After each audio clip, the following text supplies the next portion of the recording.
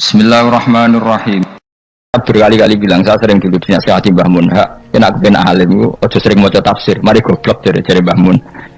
Maksudnya mari goblok itu gini, mufassir itu manusia. Kadang dia itu satu ayat umum, dia mendiktekan ke satu kasus. Padahal kasusnya lebih umum. Makanya berkali-kali sama nani umpama ngene, contohnya ngene. Karena nanti itu mengikat. Misalnya gini ya, saya ulang lagi ya. Ben gayamu kayak wong alim.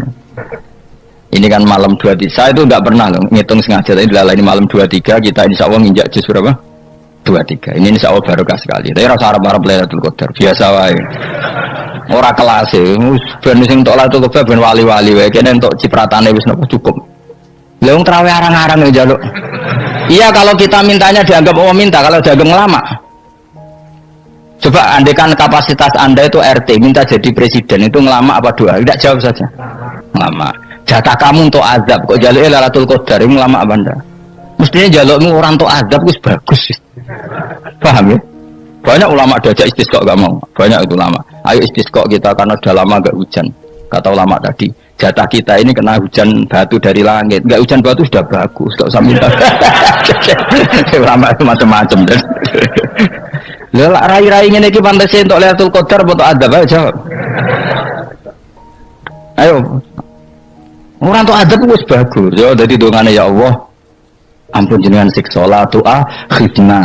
La tu akhidna maknanya njuk Lailatul Qadar pun ora disiksa. Ya makam kita itu masih Rabbana la tu akhidna. Iku njuk supaya gak disiksa innasina waktuna kalau kita salah. Kowe kan gak kalau. Wah sudah salah. Jadi donga innasina waktuna sange apikane pangeran wae ditambahin kalau kita salah. Kalau kita kan sudah tidak kalau lagi sudah jelas salah berkali-kali lagi. Gue wong diisin, jual jaruk Lailatul Qadar gak diisin. Tapi oleh yang pangeran apian, pangeran kan, tapi misalnya pangeran ora aku, luwe apian timbang aku. Jadi soalnya disahno permintaan, tapi gak dikabulno. Mau disahno, tapi rasa apa? Disahno itu iman jalin dan goblok dia menang, macam-macam. Makanya doa paling fair itu ya Rabbana dzalamna anfusana wa lam taghfir lana wa tarhamna lanakunanna. Makom kita itu di sepuro pangeran. Sing bener donga wong traweh-traweh lho ning Tuban ning Jogja wis bener apa innaka afuwun karim tuhibbul afwa fa'fu anna. Ora ana guru-guru kita donga ya Allah anilna lailatul qadar ya Allah ka ora sarahku kiye kita ana ngajarno ngono ya Allah innaka afuwun karim tuhibbul afwa fa'fu anna. Jenengan kandat sing kathah nyepurane lan seneng nyepuro impun jenengan sepuro. Iku bagus sudah. Bagus. Ndelok Lailatul Qadar gresik ndelok srengenge. Terus ndelok angin. Angger angan daerah Gunung Kidul banter terus anak-anak.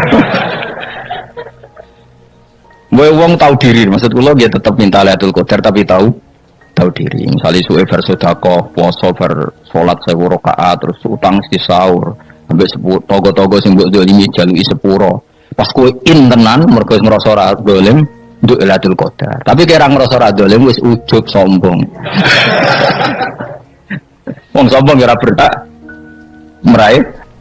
Lah terus piye Gus? Ora biasa wae, biasa wae. Makom kita ora kena adab itu sudah luar biasa. Ora penuh adab piye? Wis ngene iki luar biasa, no?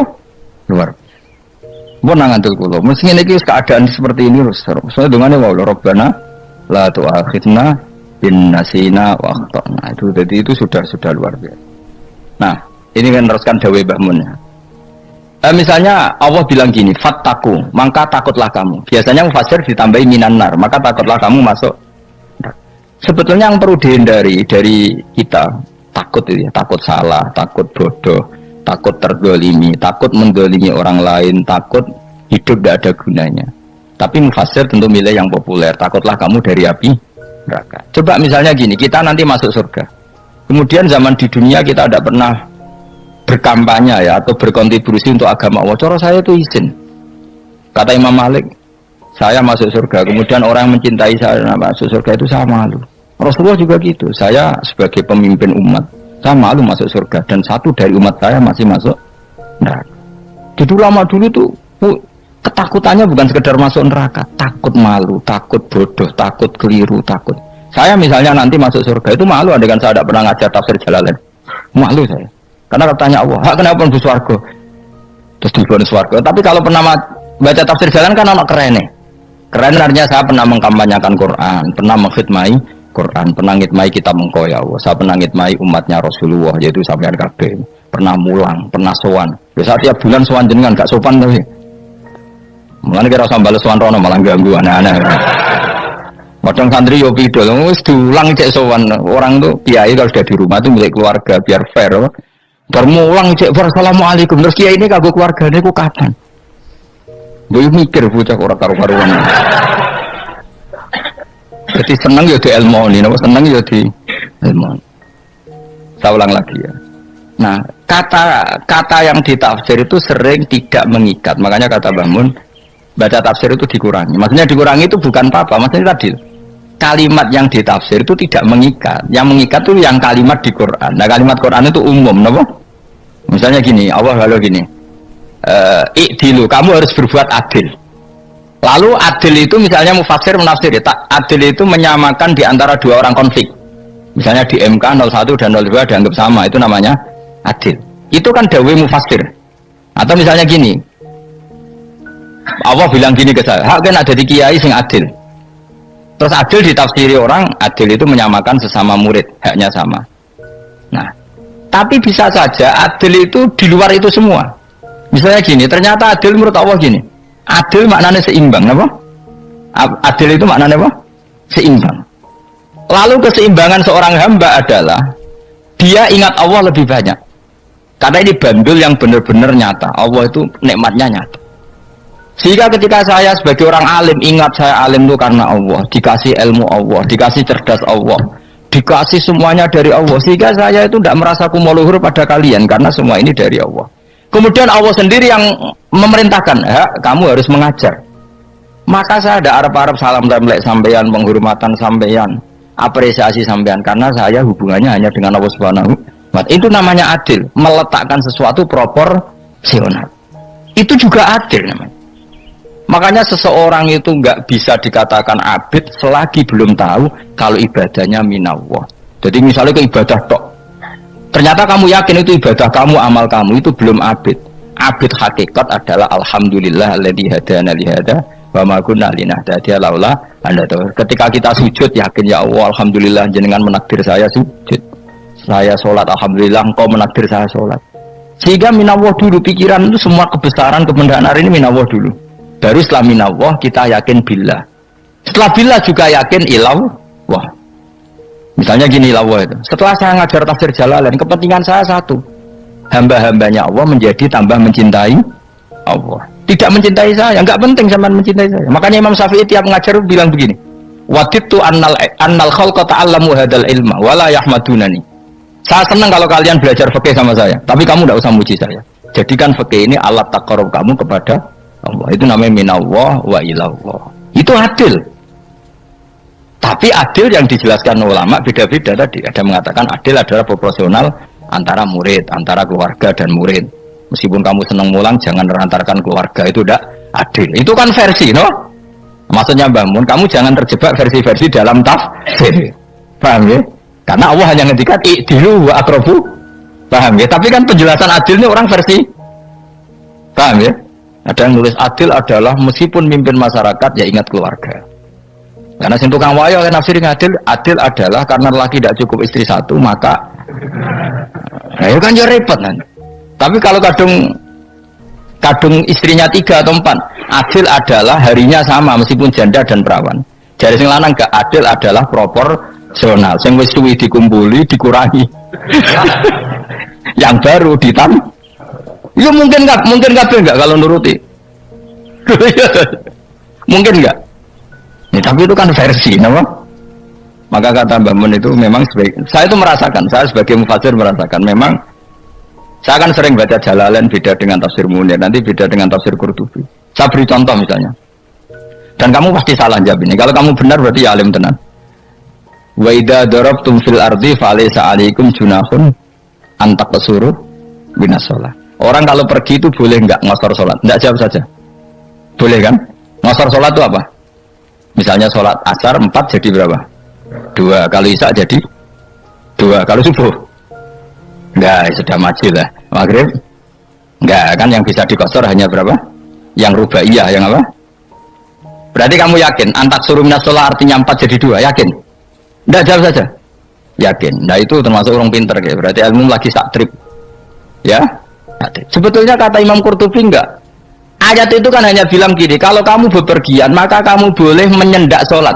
Qasru itu memotong dari aturan yang dulu 4 menjadi 2. Sebetulnya ada hanya itu tok.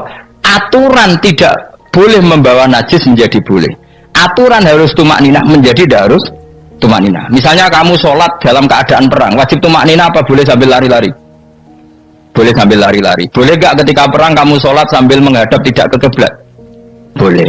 Makanya antak suruh minas sholat maknanya apa? Jika kamu pergi maka dalam konteks itu kan perang ya. Ayat itu memang konteksnya perang. In khiftum ayyaftinakumul ladzina kafar. Jika kamu dalam keadaan perang maka boleh memangkas apa yang pernah wajib dalam aturan sholat. Paham ya? 4 menjadi 2. Garusan menghadap kiblat menjadi tidak wajib. Membawa najis sholat sah enggak? Enggak kan? Tapi kalau dalam perang kemudian pedang kamu ada najisnya boleh dibawa enggak? Boleh. Jadi maknanya taksuru a'ammu min ayakuna qasra sholat wa a'ammu min ayakuna wajibati sholat yang sekarang enggak wajib. Semua itu namanya juga meringkas kewajiban. Berarti namanya nih, jika kamu dalam keadaan perang maka boleh memangkas sesuatu yang dulu wajib menjadi tidak wajib, yang dulu haram menjadi boleh. Tapi mufassir mencontohkan qasrus sholat hanya 4 menjadi 2. Dong ya. Oh ya, nangke alim ngono tenan wis dokter tafsir sah. Engko tak iku sudah dhewe. Tapi orang lain ngakui. Jadi itu contoh kecil. Jadi mufassir karena kebetulan dia tahunya hanya qasrus sholat itu 4 jadi 2, dia itu. Padahal di tafsir lain diterangkan qasru itu artinya menyingkat atau mencendak atau memangkas. Dulu wajibnya sholat itu nggak boleh bawa sesuatu yang najis. Tapi kalau sholat dalam keadaan perang dan pedang kamu ada darahnya boleh nggak dibawa? Boleh. Bahkan Allah menyuruh dibawa. Dan boleh nggak madhep kiblat. Fa in khiftum farijalan auruk banat lagi faida amintum fazkurullaha kama allamakum. Ketika keadaan aman baru sholat sesuai standar. Nah berarti kan ada qasrus sholat, ada pemangkasan aturan sholat. Kayak misalnya begini, dalam keadaan normal boleh nggak kamu motong pohon pisangnya tetangga tanpa izin? Nggak boleh kan? Tapi misalnya ada banjir bandang, kemudian kamu bisa selamat kalau motong itu wajib izin apa malah haram izin? Haram izin, harus kamu langsung potong, karena kalau tanpa begitu kamu dan yang punya wajib meridhoi. Kalau nggak meridhoi disalahkan syarak malah. Paham ya? Jadi ini penyolongan yang wajib. Tapi tak sebab potong kayak ngelangiin terus gedangnya bepangan itu berlebihan. Karena Allah memaklumi hanya untuk ngelangi. Jebule wis menisan lah itu di luar izin syariat apa? Di luar izin syariat itu melampaui batas itu. Syaratnya boleh itu ghairu baghi wala adfamani turra itu darurat syaratnya ghairu baghi wala dan tidak boleh melebihi batas. Lho ora ape ngetok gedangnya jupuk sik sing mateng dipangan terus diketok. Ora oleh. Paham jelas ya. Makanya kalau ngaji tafsir ya saya kan berkali-kali ada makna di tafsir Imam Suyuti saya tambahi umpamanya ini. Maksudnya umpama itu supaya contoh itu tidak mengikat. Jadi yang disebut beliau itu satu dari sekian potensi ribuan contoh. Ya kayak tadi misalnya antak suruh minas sholat. Itu umumnya ulama membayangkan qasrus sholat yang 4 jadi 2. Padahal enggak, maknanya meringkas aturan dari wajib menjadi tidak wajib. Bahkan sebagian aturan itu dikatakan haram, tidak haram. Itu tadi misalnya bawa najis atau teman kamu mau dibaca orang kafir, terus kamu bilang, hei hati-hati, itu tidak batal kalau dalam sholat siddatil khauf. Paham ya? Jelas? Semaju lah, malam terlikur, lelatul. Soalnya gumun be wong-wong itu, bingung ya orang ilmunya wong-wong. Ma ungziro abahum elam ungzaru tegese ora den kei wedi sapa ngangge fi zamanil fatrah ing dalam zaman fatrah. Ya sama seperti ini. Orang tidak mendapat ingzar itu fi zamanil fatrah, zaman enggak ada rasul. Tentu tidak hanya itu tok. Ada rasul tapi orang itu jauh dari komunitas ulama. Itu juga termasuk orang yang tidak mengalami ingzar. Jadi tidak mengalami ingzar bisa di zaman fatrah atau sudah ada rasul tapi dia jauh dari ulama atau jauh dari komunitas Islam. Itu juga komunitas yang tidak ngalami enggar. Fahum mengkote wong akail kaum iku khafidun lali kabehane imani sing iman parustilan bener. Ya contoh paling gampang itu nak dawuh yai mesti bener itu loh. Kalau kamu ngaji tafsir Jalalain ya ayuhan nasu budu rabbakum. An-nasu biasanya tafsirkan kufaru Mekah, napa? Padahal di situ nas semua manusia apa kafir Mekah? Semua manusia. Cuma konteks dulu karena Nabi orang Mekah dan zaman itu yang diberi peringatan orang Mekah, Imam Suyuti bilang kufaru Mekah. Lah seperti itu kufaru Mekah mengikat apa enggak? Enggak kan? Enggak, karena yang dituruni Quran ya kafatal linnas. Tapi ayuhan nasu di Jalalain sering ditulis apa? Kufaru Mekah. Nah, seperti itu tidak mengikat. Itu contoh saja, Pak. Contoh saja dalam konteks zaman itu. Paham ya? Jadi banyak, makanya tafsir itu sebenarnya nggak ngikat. Ya tapi yang ngomong gitu harus orang alim. Kalau kamu yang ngomong malah kacau. Kemudian ngomong sombong. Maksudnya kan manusia, saya juga manusia. Ngapain saya harus ikut? Ya sarap itu. Ibu ora, wis sombong sarap, no? Wis sombong sarap. Lakot hakot teman-teman fahum, lakot hakot teman-teman nyata apa alkaulu apa titah, wajib berarti sih wajib mana nyata ala aksarihim, atas saya wakil biladab. Lakot hakot teman-teman jadi nyata apa alkaulu apa titah anane azab, wajib berarti sih wajib apa adab ala aksarihim biladab. Fahum mengkote wong akeh layu minun ora iman sapa ngakeh, aksaru tegese ute akeh wong ora iman. Zaman niku Mas. Ya maksudnya zaman niku, tapi jengben mboten ngerti.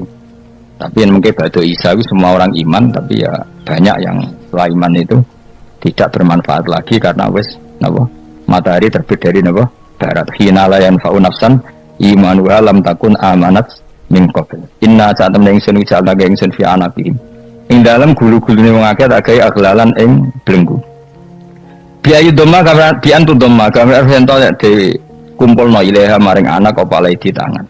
Di anal gila karena saat menegil iku yajma'u iso ngumpul apa gil al yada ing tangan kal unuk maring geger maring napa gulu-guri lho jenenge unuk. Wong Arab nak darani kene iku unuk, nak darani kene iku nakher. Ya jare wong Arab, ya kene iki unuk, kene iki nakher. Lah gulu niku ngeten, tangan didakok teng napa? Napa? Gulu. Apa ini jenenge cidok niku cidokne. Sing guri. Kaya mengkote tangan ilaiti kumas muatun ting kupono ilal atqoni maring dagu. Niki lho jenenge dagu jam udzakonin wa yamustama ulahyan. Kumpulnya dua dagu atau dua wang nak cumanan bahwa mengkota wong akeh mukmahuna iku dadi bunder sapa wong akeh manane rasuluna ngangkat wong akeh ruusa ing sirahe wong akeh lastatiuna ora iso mampu sapa wong akeh khodoha ing ngendekno ruus menan dhewe maksud wa ta iki mutamsilun bayangan mutamsil gambaran nganu kula gumun be ulama riyen tak contohno ya nak ulama dhisik utop wong dhisik nak ndarani bun neraka digludungno. Wong kafir itu sebenarnya digeludungno ning neraka. Iku yo pancen ngalim tenan ngomong dhisik. Mergo gambarane ngene, ora usah mbok praktekno sampean, praktekno saiki wae. Nah praktekno sampean kowe sampean mlebu neraka. Dadi ngeten wong nak lungguh ngene, wong Arab nak darani iki ason-ason. Terus ngeten. Ngeten. Niki jenenge apa? Dengkul. Dengkul itu kena dagu, terus tangan kena jidok. Dadi ngeten. Jadi wong wis dalam keadaan bunder. Paham ya?